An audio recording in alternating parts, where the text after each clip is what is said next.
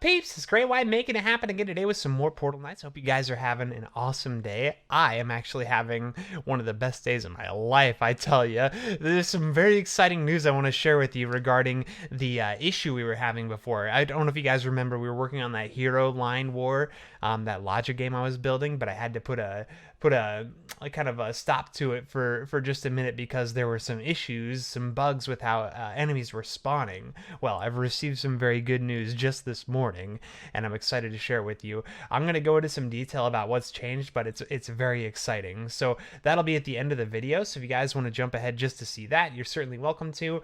Otherwise, if you want to hang around, I'm going to show you a new logic game that I'm working on. We're not going to go into a lot of detail with the technical part of things just because it's, I would say, relatively advanced. It's a relatively advanced build that we're doing. But the game itself is not very complicated. I think it's pretty fun, and I think you guys will like it. So without further ado, let's take a look. Here is what I call Cube War. Cube War is a working title. It's not. It's a bit silly, but let me kind of show you what's going on here. This is a 4-player free-for-all game. So the way this works, I think the easiest way to explain it would be to just walk through it really quick here. When you spawn in, you'll simply walk to the center of the game area, and you'll have one of 4 colors that you can choose, and you can pick whatever color you want. And actually, guys, ignore this for a second. Ignore. I need to reset the game really quick so I can show you. So you get to pick one of 4 colors. You get blue, red, yellow, green. Those are the 4 colors you get to choose. Let's go ahead and we'll pick yellow for now. So you walk over, you pick yellow. And what that does is it gets you into your quadrant. So this is split into 4 quadrants, you can see. Each getting 1 player, or if you wanted to play 2v2, you could certainly do that. You just would pick 2 colors and 2 of you would go through that door. Pretty easy. When you click that button, though, it turns on the corresponding color and makes the player active, basically. So it turns on this light for all the players, so everybody can see yellow player is in the game now. So if we decided to go ahead and hit like blue, for example, we can look over here and see, okay, a blue player is now active and playing the game. And this side over here, this is just a scoreboard. It's going to tick how many rounds you've won, so nothing to worry about there. But here's the actual game portion of it. So what's going on here is we have the wall is blinking. What'll happen is this is going to flash some combination of blocks to you. Some combination of these squares is going to flash, and all you have to do is in these buttons below, copy that combination and then hit the enter button, which is this button right up here at the center. That's it. That's the whole game. So you copy that down, enter it in, hit the enter button. The first one to hit the enter button with the right combination wins a point. The last person who enters it incorrectly, or anyone who just enters it incorrectly, suffers a penalty. So how does this work then? What's going on with the penalties? Basically, what's happening is we'll have enemies inside these gates up here, inside these cages. And what happens is if you enter it incorrectly, or if you enter the wrong, or you enter it last, whichever is true, either of them, you in the next round will have to fight off these enemies while you are entering in the combination. So that's how that one's going to work. So there's a little bit of penalty if you get it wrong, or if you're the last one to enter it in. And just to show you guys, there's a little bit of functionality I've already created. We've created a sort of a generator for getting a random combination of blocks already, and I can show you how that works. So we hit this enter button to start the game. So anybody hits their enter button and the game starts, and then it does this short little animation, and then it flashes a random combination of blocks. So right there's the random combination, and what we do is we come up here, we hit that combination on the ground, just like that, and then you hit the enter button to enter your combination, and that's it.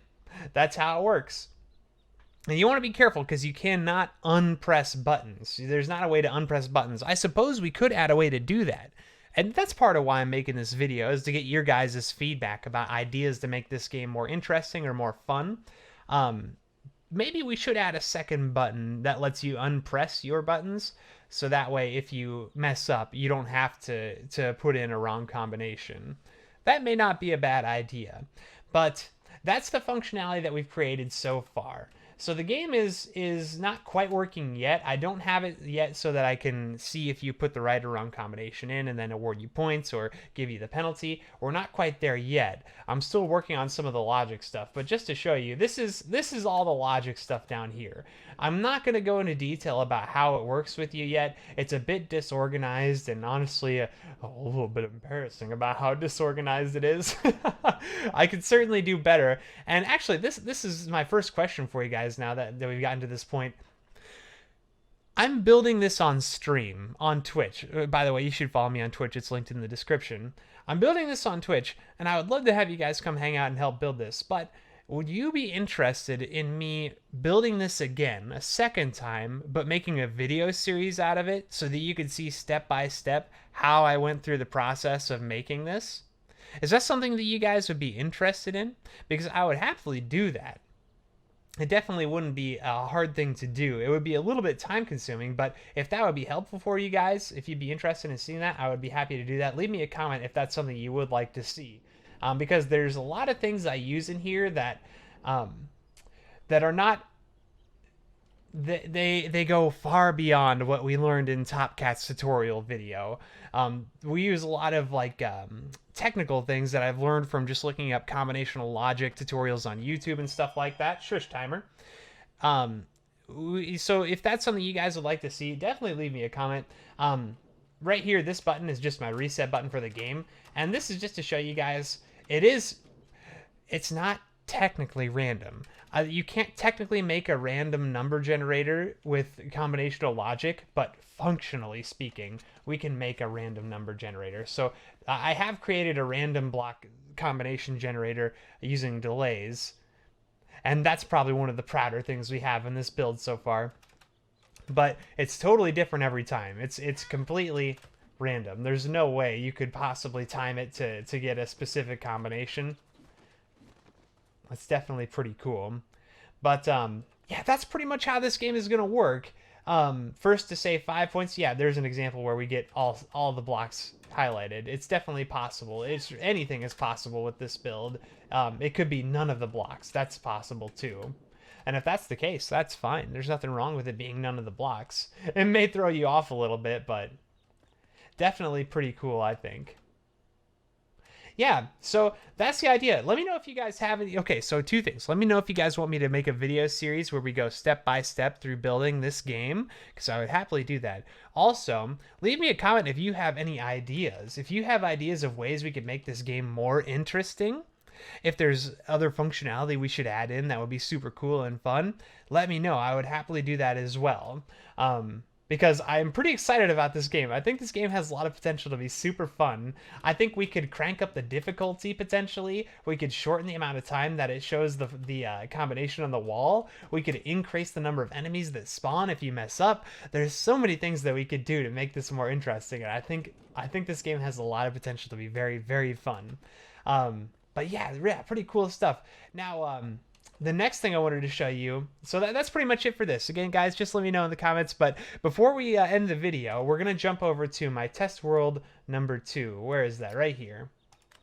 Oh, I should have hit test play. Oh, well, we'll just load up the test play again. So we talked about in the beginning of the video, I received a message from Top Cat, the same Top Cat that made the tutorial videos in Portal Knights for logic stuff, sent me a message today and let me know that they have put out a bug fix for the way enemies spawn. Guys, thank you. I don't know if you guys are listening to this video or not, but thank you so much for being so fast about responding to this. It's incredible that any dev team for any video game would respond to just some players' complaints about this so fast. It blows my mind. I appreciate it so much.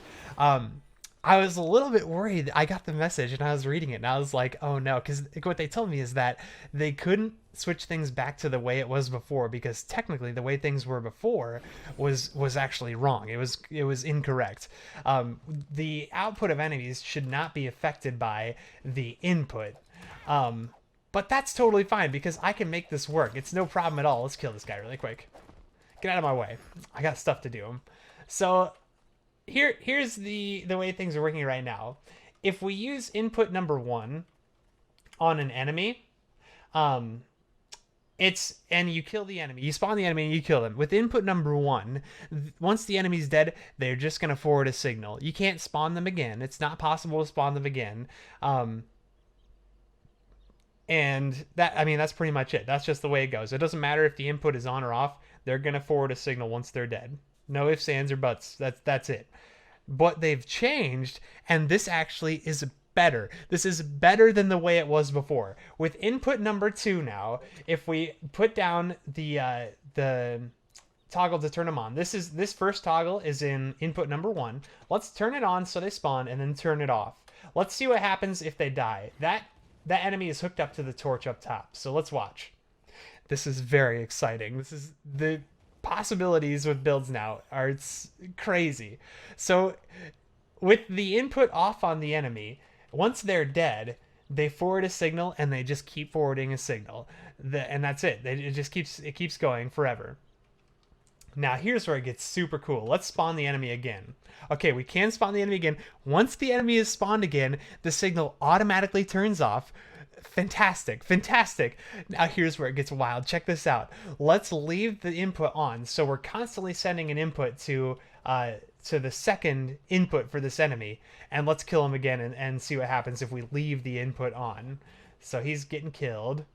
One more fire blast should kill him. He sends a signal, turns off, he respawns, he starts getting killed again. Come on. Sends a signal, it turns off, he gets spawned again, and it keeps going in circles like that. Guys, this is unbelievable. This is the greatest thing that could have happened to the way monsters work in this game. I used to have to do this manually. I used to have to use input number 1 to do this. I would have to create this weird circle of logic blocks where the enemy would die. The signal from the enemy would turn off the logic block that I used to spawn the enemy, and then I would have to have that signal then turn that logic block on again to spawn the enemy one more time. I used to have to do this manually. Now it just works with no extra logic blocks. Guys, this is wild. The hero line war that we're working on now will absolutely work. In fact, it's going to work better. It's going to work better than it ever worked before. This is a game changer, guys. This is a game changer. That game is going to be fantastic. The cube game that we're making is going to be fantastic, and I can't think of anything you could possibly want that I couldn't make happen now. If you guys have ideas of things you want, just let me know, because guys, we could make a real tower defense type game, because using this new mechanic from the enemies, I can keep track of how many times an enemy has been killed, and I can keep respawning them. So we can effectively create a type of currency based on killing enemies, and you can spend that to unlock towers. We could trap towers behind doors, and you could spend points to open doors so that towers now attack. So we could make a real actual tower defense. Guys, oh man, this game is gonna get wild. There's hype in the chat, guys. Hype in the chat. I'm so excited. I cannot wait. I don't think I'll ever play another video game in my life. I'm just gonna be screwing around with these logic blocks for the rest of my life, I think. I'm very excited. I'm very, very excited, guys. That's what I had to show you. I hope you guys are as excited as I am. I don't know if it's possible, but I hope you are. One other thing to mention. Apparently the functionality of enemies triggering pressure plates, there was a note that we talked about in the last video, or 2 videos ago, I think, the first Topcats tutorial, where Topcat suggested that enemies should be triggering pressure plates. In his message to me today, he also mentioned that enemies were never supposed to trigger pressure plates, so they do not, and they will not. That's just not a functionality that was supposed to be coded in. For what it's worth, I wish they did. I wish that was true, but that's not the case, which is fine. I mean, it's not the end of the world, but yeah, so just so you guys know, just a update on that. But guys, that's it for today. Make sure you like this video if you liked it. Subscribe to the channel if you haven't already. I would really appreciate that. Again, leave me comments if you have ideas for the Cube Defense game. If you have ideas for new games that you think we should make together, I could totally. I'm ready for a new project anytime. I want to finish these ones up, obviously, but also let me know if you want me to make a video series showing step by step how I'm making the Cube Defense game, because I could totally do that. I could also do it for the Hero Line War, but that one's going to be a little bit crazier to do. But yeah, just let me know what you guys are thinking. I would appreciate it. But that's it for today. I hope you guys do have just the best kind of day. See you later, dudes.